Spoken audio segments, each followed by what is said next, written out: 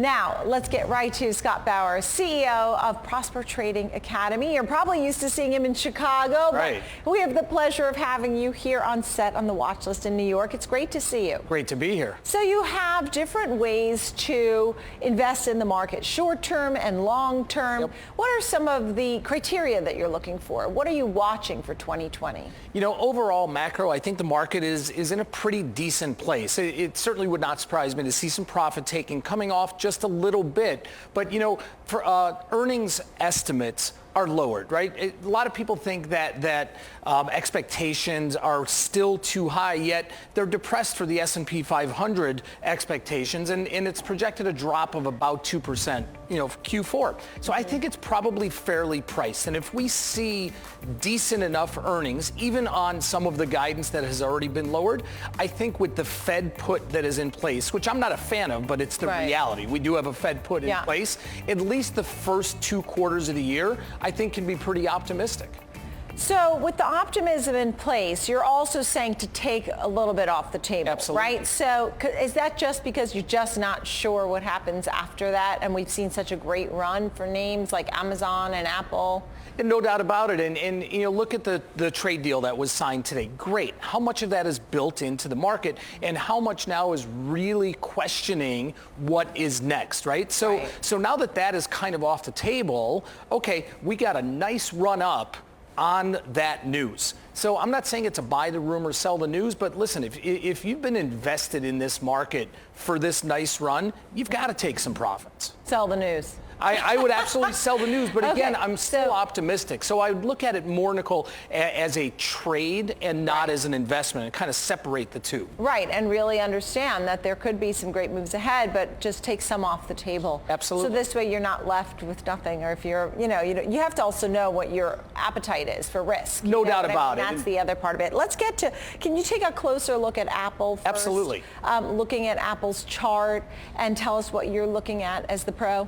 So, you know, it has been obviously just no words to describe it. However, I can see some profit taking coming in ahead of earnings, even before the earnings report comes out. Volatility, implied volatility is already extended. So option pricing is getting a little pricey for earnings here.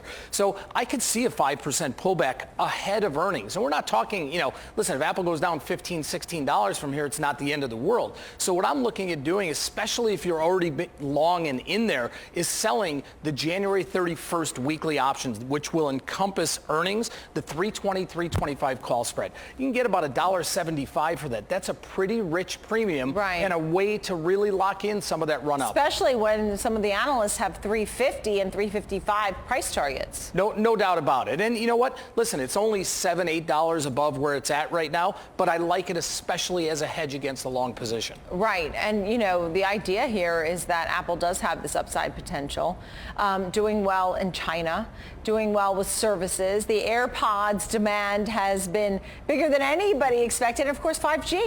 Yep.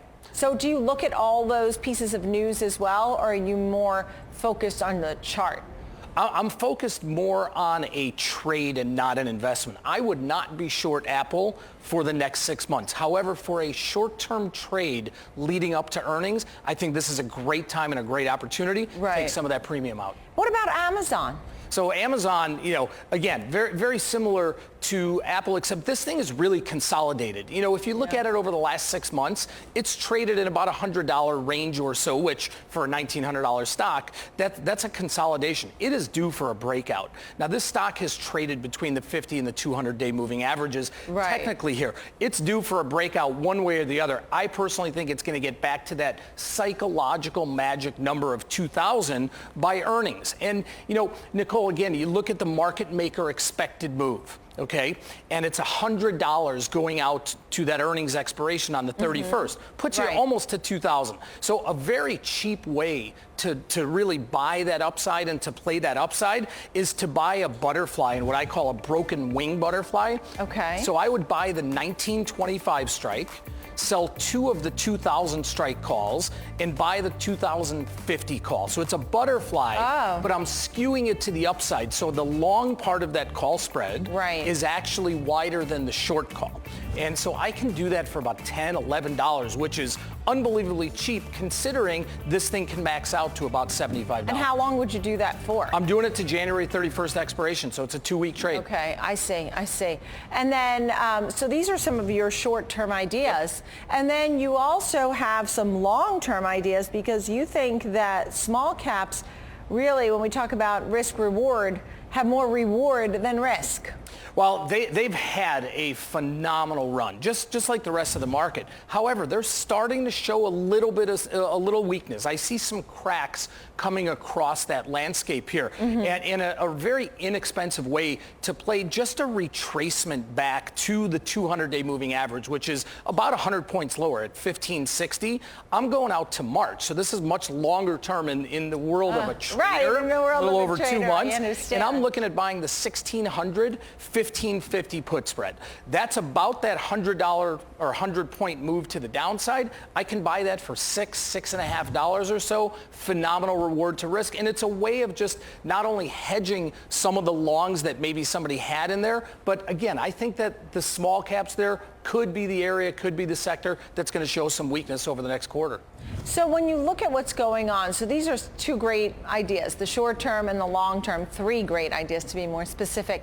And then you take away what's going on in Washington and earnings and Fed. Today we're having obviously all about phase one. What do you make of it? I make of it that you have to trade what the market is giving you, right? It's very hard to project out. So again, for the first quarter, maybe going into the second quarter, I'm very optimistic, not optimistic of 20%, but I'm very optimistic that the market is going to just chug along. As we get closer to the end of second quarter here, I absolutely see volatility picking up ahead of the elections.